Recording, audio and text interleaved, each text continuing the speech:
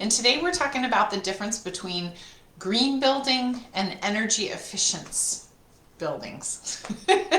So first off, these are kind of like organic, right? Or clean food. It really depends because there are different governing bodies that specifically tell you whether a system is energy efficient or green.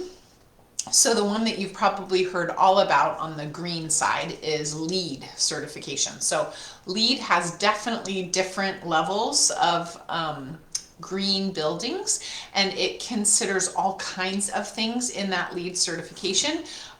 Some of it has to do with how far away you source the materials, how much the materials will off gas, so the health of the building with regard to the inhabitants.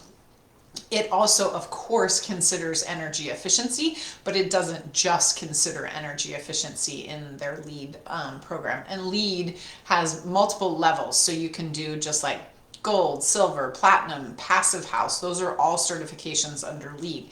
Now there is another organization, well, there are many organizations that will certify your home as to whether it's energy efficient and whether it is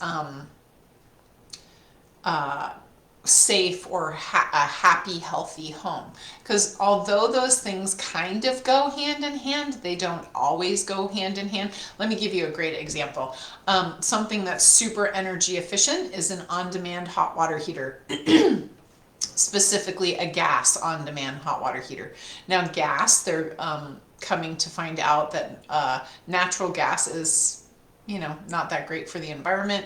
It's also not that great for you in the context of the building. So it could really lower your energy bills, but it might not be that great for you for the health of your home. On the flip side, for just a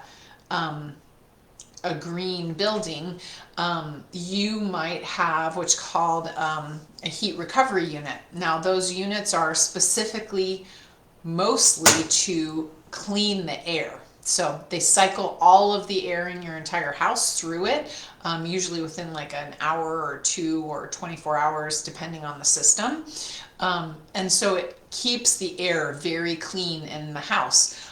You can have it actually transfer, so it'll take cold air from outside, it'll put that cold air against the hot air that's coming out, and that'll transfer the heat, so then you don't have to have as much energy to heat the home. So you can see how this gets very confusing very quickly, because one's taking into consideration just how much fuel cost is, right? How much does it cost for me to run this home? That's really energy efficiency at its most basic premise.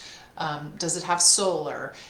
Are the appliances like the furnace or the duct, the heat and the cooling, are those super efficient? If they are, it's going to be an energy efficient home. Is there a lot of insulation? But there's a lot of overlap between these because, if you have a lot of insulation in your home, what's going to happen? It's going to be super comfortable. It's going to be quiet and all the things that you like, which all make it a green home. But, you can also see how there's something that's super, as far as insulation goes. Spray foam insulation is actually quite effective at increasing the energy efficiency of your home, but it's also horribly noxious for you and for the environment. So not very green, super energy efficient. You see the quandary. I could wax poetic about this topic all day long. It's one that's near and dear to my heart. So if you have any questions, or if you'd like just sort of an idea of like, hey, I'm thinking about doing this, what kind of an impact could it have on my property values or the health of my home and the inhabitants there, I'm always happy to talk out all the pros and cons, because there's always pros and cons.